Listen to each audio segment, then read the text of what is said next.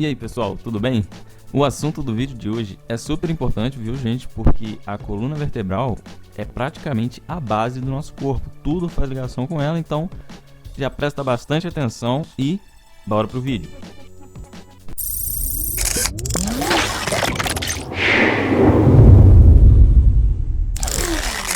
Bom galera, primeiramente, a coluna vertebral ela faz parte do esqueleto axial e mede em torno de 73 a 75 centímetros em um adulto, certo? Uma de suas funções é dar sustentação ao corpo e ela se torna de suma importância porque apresenta um conteúdo nervoso como a medula espinhal e a origem dos nervos raquídeos. Então, já viram aí o quanto a nossa coluna é interessante, não é verdade? A coluna vertebral ela possui 4 curvaturas fisiológicas. São elas a curvatura cervical, que é convexa, que chamamos de lordose. Curvatura torácica, que é côncava, e chamamos de cifose. A lombar, também convexa, lordose, e a sacral, que é côncava, e também chamamos de cifose. Quando uma dessas curvaturas está aumentada, chamamos de hipercifose na região dorsal e pélvica, ou hiperlordose na região cervical e lombar. Numa vista anterior ou posterior, a coluna vertebral não apresenta nenhuma curvatura, né? Se você olhar a pessoa de frente, por exemplo, você não vê nenhuma curvatura. Ou seja, se a coluna apresentar alguma curvatura para os lados, quando você vê a pessoa de frente, a gente chama de escoliose, ok? Ela é formada por aproximadamente 33 vértebras, sendo elas 7 cervicais, 12 torácicas, 5 lombares. A fusão das 5 vértebras sacras formam o osso sacro e mais ou menos 3 a 4 vértebras coxígenas, que dão um total de 33 a 34 vértebras, formando assim nossa coluna vertebral. Então, todas essas vértebras, de maneira geral, com exceção da primeira e segunda vértebras cervicais, possuem 7 elementos básicos, classificando elas em corpo vertebral e arco vertebral, né? Onde esse corpo é o que vai dar a sustentação da coluna, enquanto o arco vertebral é importante para a movimentação da coluna.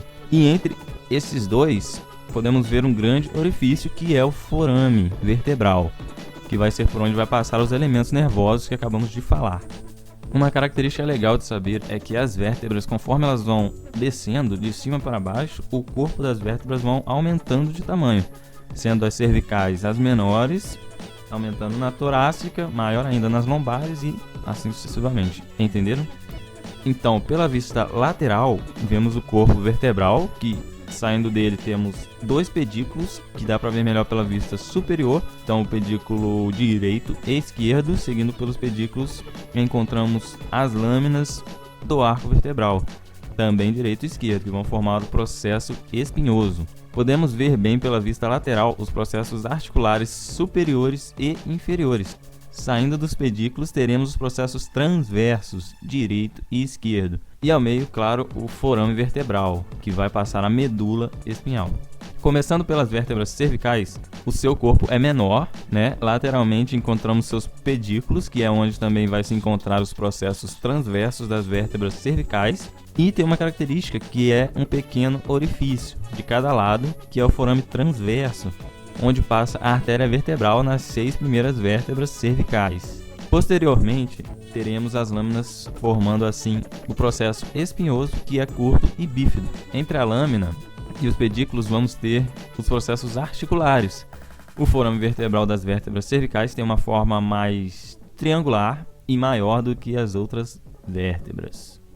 Algumas vértebras cervicais são diferentes, como a primeira vértebra, que chamamos de atlas. A primeira coisa é que ela não possui corpo vertebral nem processo espinhoso. Daí já diferencia das outras vértebras, né?